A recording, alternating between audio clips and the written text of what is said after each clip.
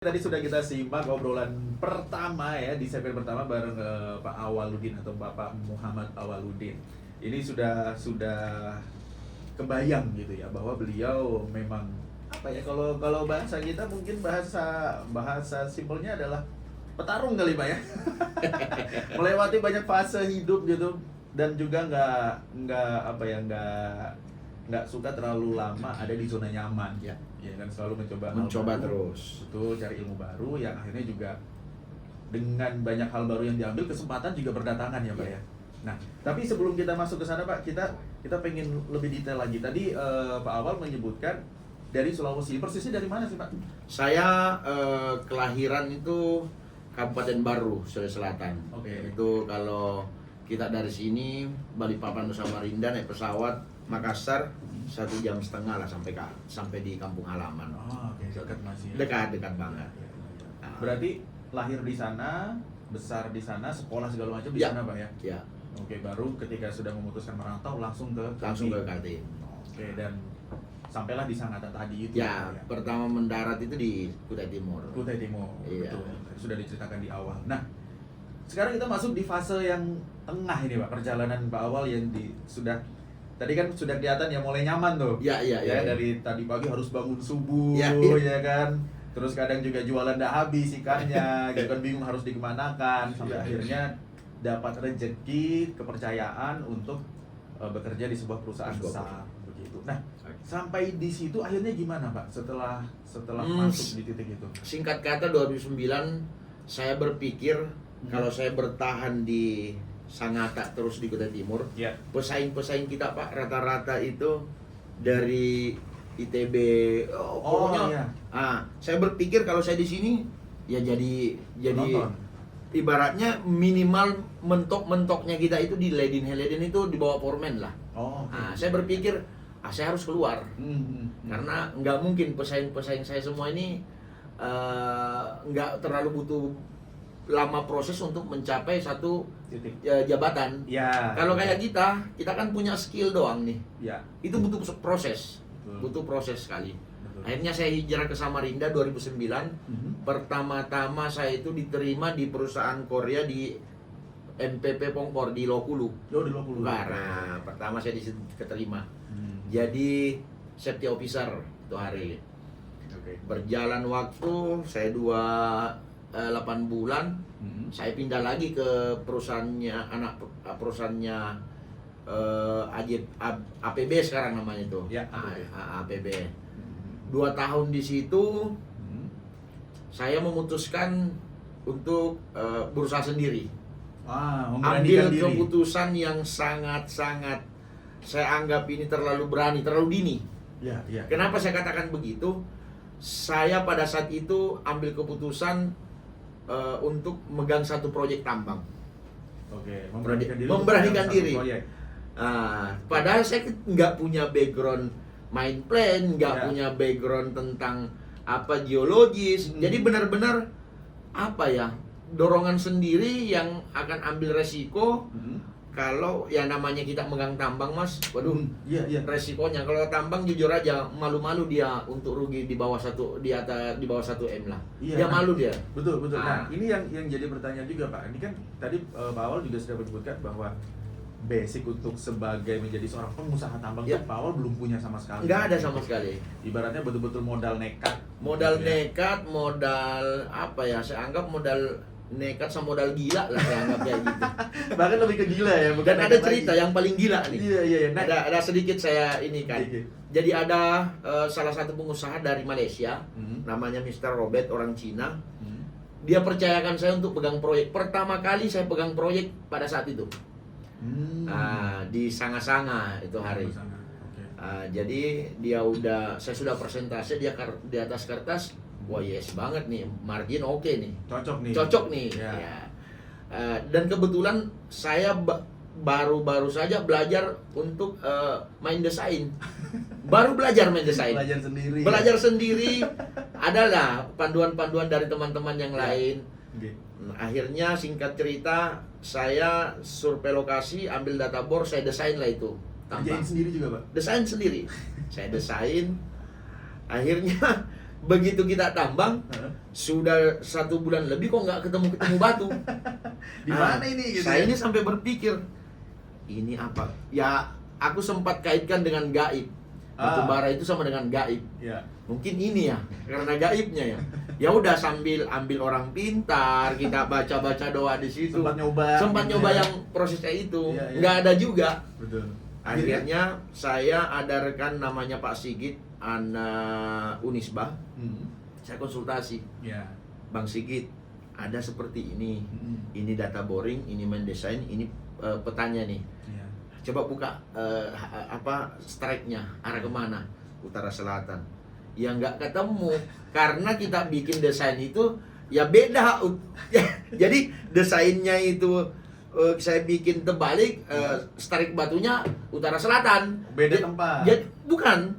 Ini Posisinya. strike batu, Ya. kita desain ini gali ke sini. Jadi Oh. nggak ketemu batunya. Beda arah. Itu yang paling pengalaman yang nggak bisa saya lupakan. Iya, iya. Sampai Pak Robert itu ngomong ke saya, itu saya jadikan istilah itu. Apa itu, Pak? Dia gini katanya, Awaludin, saya tak takut Tuhan, saya takut lugi. Takut rugi. Iya, iya. Gara-gara salah menghadap ya. Ya, gitu desainnya itu harusnya utara selatan, kita Ya, balik. dibalik. Jadi ketemu Tanato semua. Betul. Nah, itu pengalaman pertama untuk Pegang berusaha. perusahaan itu tuh ya. Akhirnya dari situ kegagalan itu saya belajar. Ya alhamdulillah mulai pegang proyek, Betul. join sama teman-teman. Betul. Sampai hari ini alhamdulillah udah bisa jalankan trading, Iya. udah bisa nambang. Jelas sudah expert lah ya kalau, Ya. kalau sekarang ya. Artinya Tapi memang butuh proses. butuh proses dan modal belajarnya lumayan juga ya, Pak ya. modal nekat dan gila. Ngeluarin modal yang nggak biasa. Ya, gitu. ya. Tapi yang jadi pertanyaan Pak, tadi kan Pak Awal kan termasuk yang modal nekat bahkan Ya. cenderung gila Pak Awal Ya. bilang tadi. Sebetulnya yang jadi dasar akhirnya Pak Awal untuk memutuskan saya berani deh ngambil ini gitu. Padahal Pak Awal belum punya modal seperti itu. Ya, Itu ya. apa Pak? Apakah memang sisi yang jiwa petani Ya. tadi atau gimana? Mungkin itu karena kepribadian saya itu senang betul yang namanya rentangan. Tantangan, oke. Karena prinsip saya ketika saya tidak mencoba nggak bakalan ada di titik sekarang. Ya, Itu prinsipnya. betul. Jadi kalau mau mencoba, Mhm. ya 2 kemungkinan hasilnya, kalau nggak minus pasti plus. Ya, ya, Nah, ya, ya. cuman alhamdulillah kegagalan itu adalah guru yang paling berharga Berharga. untuk kita. Betul. Ah. Kalau nyoba kan kita cuma antara gagal atau berhasil. Berhasil. Pak. 2 aja pilihan. Kalau gagal ya coba lagi. Ya coba lagi. Kalau berhasil alhamdulillah. Ya, alhamdulillah sampai sekarang ya dengan kegagalan-kegagalan tadi kita jadikan pengalaman besar. Ya. Sampai di titik ini alhamdulillah lah, artinya enggak juga dibilang intinya cukup untuk kita gitu. Iya, iya. Nah, kemudian Pak, kalau misalnya nih kita masuk ke sisi yang agak sedikit personal lagi. Ya, gitu oke. Pak. Karena kalau dari sisi perjalanan hidup khususnya di perjuangan Pak Awal ini kan sudah terlihat jelas gitu. Nah, saya pengen tahu kalau misalnya background keluarga, Pak. Nah, Pak Awal ini kalau dibesarkan atau dilahirkan oleh orang tua yang seperti apa? Mungkin background orang tua juga ada, apakah pedagang juga atau pengusaha atau seperti apa? Oke, jadi kalau berbicara profil pribadi, jadi saya ini kelahiran tahun 1983 yang silam. Ya. 83 Januari saya dilahirkan dari seorang bapak dan ibu. Mhm. Kebetulan ayah saya, bapak saya itu pegawai negeri. Oke. Pegawai negeri di pengadilan agama. Hmm. Kalau ibu saya sendiri sih ya rumah tangga. Ya. Rumah tangga. Dan hari ini saya bisa katakan orang tua saya orang hebat. Oke. Dia lahirkan 11 orang anak dan dia sekolahkan semua 11 orang anak itu. 11 nah. 11 orang dia sekolahkan. Sekolah semua. Ya. Jadi saya bilang, maaf, kalau saya singgung gitu, aduh. Iya, ya, aman. Silakan. Saya katakan ayah saya laki-laki yang hebat, luar biasa. Perjuangan beliau gitu ya. Di samping perjuangan, beliau juga mendidik sangat keras. Oke. Sangat-sangat keras. Jadi adik-adik saya memang semua dididik sangat keras. Dengan didikan keras itu kami bisa berjuang di perantauan. Iya. Nah, jadi motivasi saya sampai detik ini, sebelum ayah saya, ibu saya meninggal, apapun yang dia minta hari ini, sorry, Iya, iya. lagi terbawa. Oke, akan coba dipenuhi gitu ya. Jadi saya bersumpah, apapun dia minta hari ini kedua orang tua saya akan penuhi, meskipun itu di luar dari kemampuan saya akan usahakan. Iya. Nah, jadi beberapa talkshow sih, makanya saya kadang jangan di ini, karena itu saya terbawa. Saya terbawa karena bapak, ayah, dan ibu saya itu orang tua yang sangat luar biasa. Saya tidak bisa bayangkan 11 orang dia hidupin dengan gaji seorang pegawai negeri. Dia bisa sekolahkan sarjana. Semuanya. 11-nya. Jadi orang semua. Jadi orang semua. Iya. Jadi suatu kebanggaan, kesyukuran buat saya sendiri mempunyai kedua orang tua. Iya. Nama ayah saya Haji Muhammad Asaf Doa, sarjana hukum. Nama ibu saya Haja Atia Paika. Jadi beliau-beliau ini di mata kami bersaudara 11 orang sangat luar biasa. Iya, jadi terbayang ya bagaimana kedua orang tua ini mensupport, memacu, Waduh. motivasi anak-anaknya bisa sampai sarjana semua. Semua sekolah. Masih ada sih 2, satu kuliah, 1 SMP. Ya. Masih ada 2. Betul. Cuman ya itu tadi, artinya saya nggak bisa bayangkan seorang pegawai negeri yang gaji pas-pasan Ya. bisa untuk sekolahkan semua anaknya. Betul. Itu kita nggak gini loh Pak, kita nggak kebayang. Kalau kita sebagai anak kan mungkin tahunya ketika perlu uang mau bayar Ya. sekolah, kita cuma minta. Gitu Dan kan. saya rasakan sekarang. Nah, itu dia. Ternyata punya anak menyekolahkan itu luar biasa. Saya Iya. rasakan, makanya sekarang baru saya betul-betul tersentuh. Awal anaknya berapa? Saya ada 3. 3. Nah, kita bayangkan kalau misalnya nih orang tua Pak Awal dulu ya. Ya, Ketika Pak Awal atau saudara-saudara Pak Awal perlu uang untuk sekolah aja Ya. gitu. Bapak pasti menyanggupi kan? nah Kita nggak pernah tahu apa yang beliau lakukan di belakang kita itu kan? dia. Artinya kan ketika saya sekarang mengalami anak saya mau bayar, anak SPP. saya mau kepentingan sekolahnya, Iya. ya saya nggak bayangkan pada saat orang tua saya pada saat itu gaji yang pegawai negeri Betul. itu gimana caranya untuk mutar. Dan bukan hanya 2 orang, 3 orang. Betul. Ini pada saat itu saya sekolah langsung bersamaan 5, 6, 7 kan. 5. 5 di periode yang sama Iya. gitu ya. Nah, makanya saya berpikir, ya Allah, gimana kau berikan kekuatan orang tua saya Iya. pada saat itu. Sementara saya cuma sekolahkan 3. 3 orang aja ini. Pusing. Bukan pusing lagi, artinya Berasa lah ya, iya, berasa berasa ya. banget. Oh, ternyata orang tua saya pada saat itu ini yang dia alami. Iya. Ah. Luar biasa ya. Akhirnya ya itu tadi, memang saya sampaikan juga kepada adik-adik saya. Saya di Kalimantan Timur bersaudara di sini merantau 6 orang. Sorry, Pak Awal anak keberapa? Saya anak pertama. Saya anak pertama. Saya di sini ada 6 orang adik-adik saya yang ikut. Oke. Ikut. Sisanya masih di Sulawesi. Masih Sulawesi. Oh, oke. Nah, Iya. makanya Kebayang. saya nggak bisa bayang. Makanya kalau kita berbicara profil udah dari dalam itu nggak Iya. bisa nahan, karena Iya. ya memang saya anggap orang tua saya ini luar biasa, orang tua yang paling hebat saya anggap diri saya. Iya. Oke. Jadi Ya. singkat cerita gimana Pak akhirnya? Ya untuk yang apa namanya, kami ini di sini kan setelah orang tua saya, setelah ini kita cerita orang tua lagi ya, kembali yang tadi ya. Iya.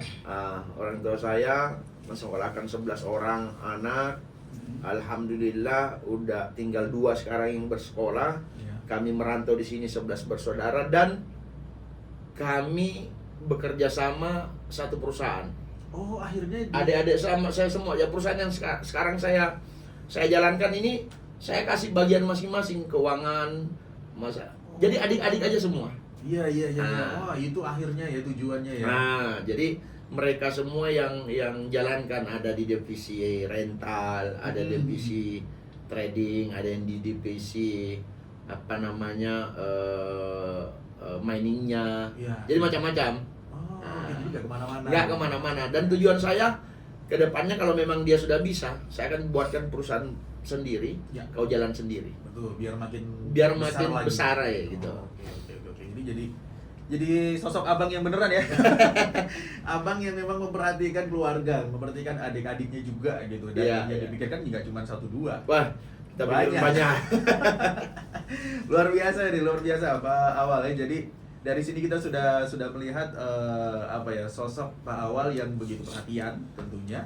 Terus juga karena kita lihat Pak Awal juga selalu melibatkan orang tua dalam setiap aktivitasnya, yang minimal paling minta doakan Doa dulu restu, lah, gitu iya. ya kan. Terus juga ketika Pak Awal sudah mulai mendapatkan hasil, Iya. sudah mulai menikmati, Iya. Pak Awal tidak melupakan adik-adik yang ada di Sulawesi Ya. sana. Pak Awal bawa mereka ke sini. Wah, Dan bagusnya lagi Pak, nggak hanya dikasih mentahnya, nggak hanya dikasih hasilnya, tapi Ya. kau pegang ini, belajar. nanti nikmati hasilnya. Ya, karena saya mau tanamkan, karena proses saya untuk sampai di titik ini seperti itu. Betul. Jadi kau dari nol. Jadi saya tidak mau beda-bedakan. Ya. Kau masuk di perusahaan kita profesional. Ya. Kau karyawan saya, Mhm. terus kau benar-benar bekerja sesuai job desk, Mhm. ada pelanggaran, punishment. Ya, betul. Profesional. Profesional. Oke. Karena emang memimpin perusahaan yang isinya keluarga itu juga nggak gampang. Wah, Pak, nggak ya. gampang, Pak. Artinya ada semacam ini juga, karena kan bukan hanya adik-adik ini, ada sahabat-sahabat saya Ya. yang sama-sama berjuang, saya masukin juga di situ. Jadi Oh, oke. yang pengambil keputusan untuk keuangan sendiri itu bukan dari saudara saya. Oh. Jadi saya mau dia dimonitor aja, Ya, dimonitoring. ya. Jadi orang di luar. Orang luar keluarga. tapi sudah seperti keluarga. Betul. Ah, Oke. Baik. Menarik mendengar KP ya. Jadi kita bisa tangkap gambaran seorang Pak Awal ini seperti apa orangnya. Iya.